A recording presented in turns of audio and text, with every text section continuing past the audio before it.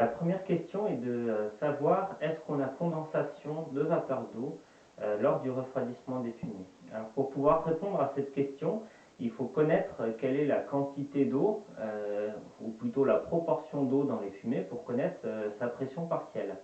Et donc pour arriver à ce résultat, il nous faut écrire l'équation de combustion du gaz naturel dans les conditions de fonctionnement de la machine.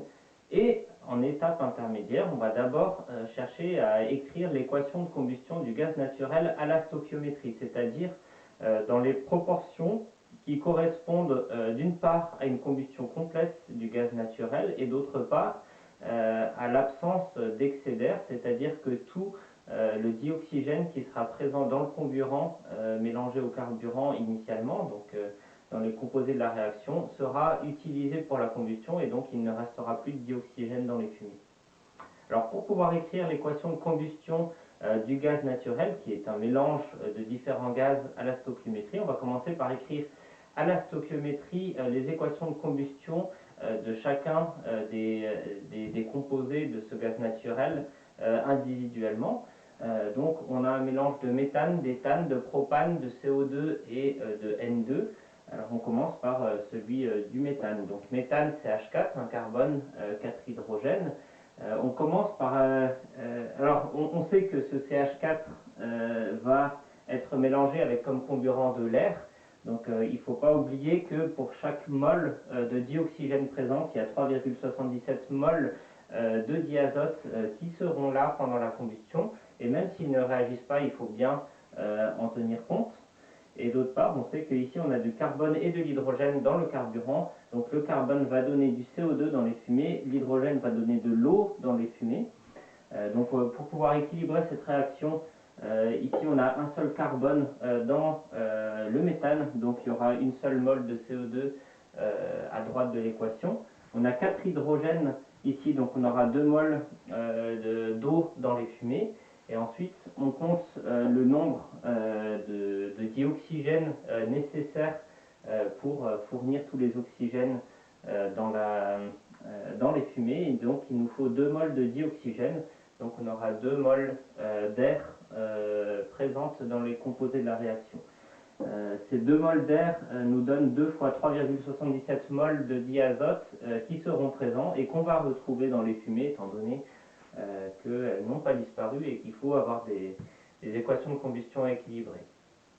On fait la même chose avec l'éthane. Ici, on trouve 3,5 moles de dioxygène pour équilibrer la réaction. On fait pareil avec le propane, hein, C3H8. Alors, je rappelle, pour les alcanes, c'est CnH2n plus 2 pour la formule chimique. Ici, on doit équilibrer avec 5 moles de dioxygène. Et enfin, les deux composés restants que sont le CO2 et le diazote ne réagissent pas. Donc leur équation de combustion est simple, on a exactement la même chose dans les fumées que ce qu'on avait dans les réactifs, étant donné qu'ils n'ont pas réagi. Une fois qu'on a écrit à la stoichiométrie les équations individuelles de combustion de chacun des composés du gaz naturel, on en fait la somme pondérée de la totalité des équations. Donc on le pondère par les différents coefficients qui correspondent aux fractions volumiques, c'est-à-dire aux fractions molaires dans le mélange, ce qui nous permet d'écrire l'équation de combustion. Alors je l'ai écrit sur 2 lignes ici parce que mon tableau est trop petit. D'une part, on va avoir les proportions correspondant au mélange de gaz naturel pour chacun des 5 constituants.